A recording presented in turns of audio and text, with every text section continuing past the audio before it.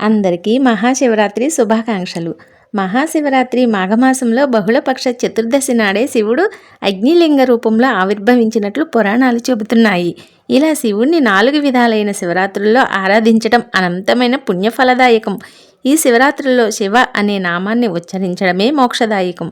బ్రహ్మ వైవర్త పురాణంలో చెప్పబడినట్లుగా శివ అనే పేరులోని సి అనే అక్షరం పాపాలను హరింపజేస్తుంది. వా అనే అక్షరం ముక్తిని ప్రసాదిస్తుంది.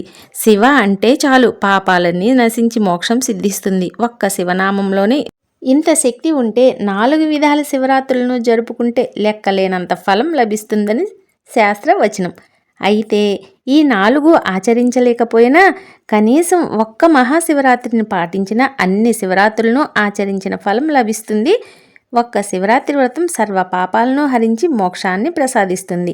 మహాశివరాత్రి రోజు పగలంతా ఉపవాసం ఉండి రాత్రిపూట అభిషేకాలు పూజలు చేయడంతో పాటు జాగరణ చేయాలని లింగ పురాణం చెబుతుంది. శివలింగం మూలం బ్రహ్మస్వరూపము, మధ్య భాగం విష్ణు స్వరూపం, పైభాగం సదాశివ స్వరూపం, పానపట్టం గౌరీ స్వరూపం.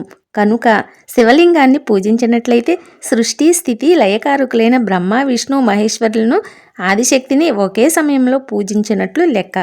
సర్వం శ్రీకృష్ణార్పణమస్తు.